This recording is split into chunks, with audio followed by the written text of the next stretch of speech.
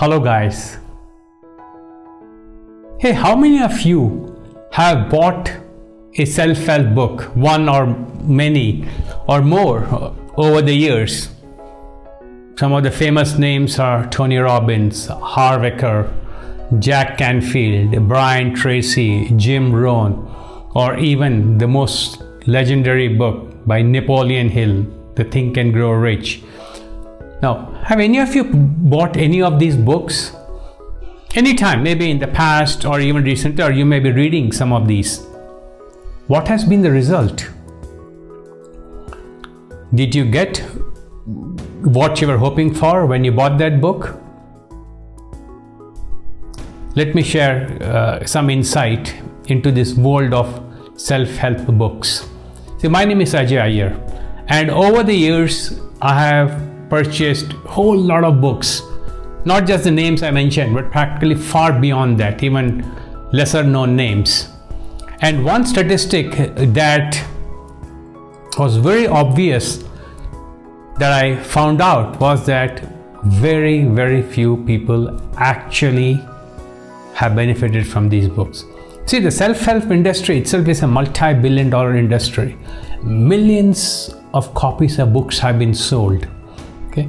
Now in an industry that their whole goal is to make somebody successful or better than where they are, why the results are so poor? Definitely one needs to introspect and ask this important question.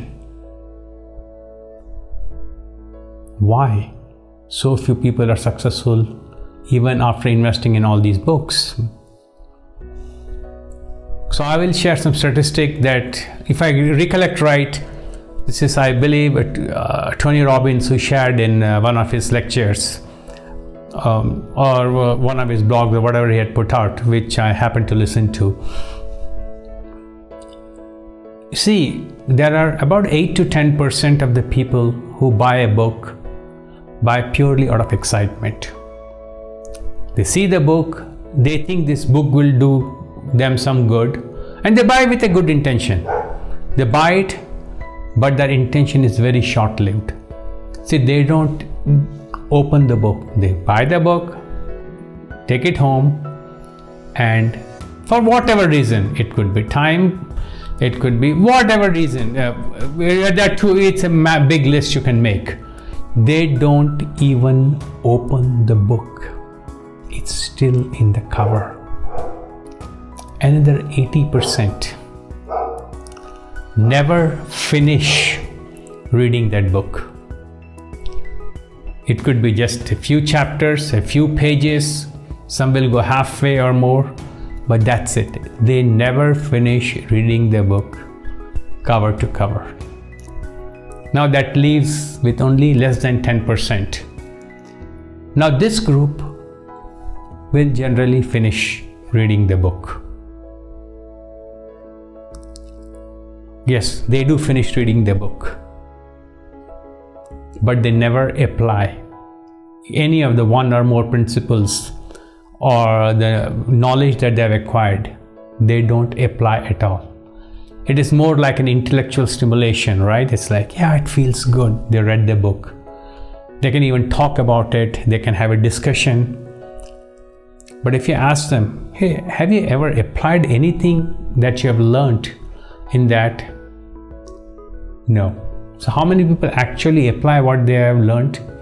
It's just 1 to 2%. These are the people who actually take a few or many, of course, depends on, what they think is important for them, and actually apply it and see the results. Now, why is this percentage so low? So one thing is, most people don't know how to study in the first place. So somewhere down the line, they quit. Some believe that, hey, they see some repeating patterns from other books they have read and gave up because saying, hey, I know it all, man. Now it's the same stuff. I've studied it. Although they may have studied something similar to it, or could be the same principle, they never applied it in their life. So of course, you never get any results. So it becomes more of an intellectual issue. By the way, I know it, I'm gonna skip it. Or this book's it's like the other book I read, nothing new, and they have their own version of why it's not worth spending any more time. They quit. But a large number of them quit because they really don't know how to study, and they are not able to assimilate the data where they can actually understand and apply it. See, in the end, it all gets down to one thing. You can read books after books. You can be the most read person in the world. You can devour libraries.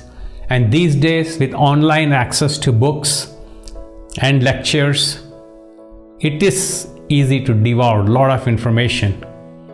But until you apply it, it is just that, an information.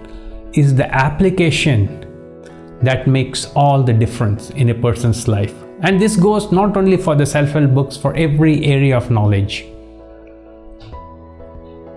So self-help books can help, absolutely, no doubt about it. Most of these, at least the good ones, the popular ones, talk about timeless principles. Yes, many of these principles are not new because the author wrote them this year or a few years back or 20, 50, 100 years back. No, these are timeless principles that's been there for thousands of years, right from the Vedic times. But it's understanding and applying, that is what will get you the result. And that's what less than 1 or 2% of the readers actually do. And interestingly, these happen to be very successful people in life. So with that said, I would like to ask you a simple question. What has been your experience?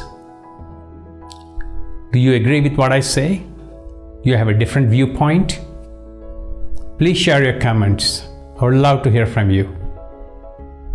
And also feel free to share, like, and comment. With that, I'll be signing off. This is Ajay Iyer. Have a great day.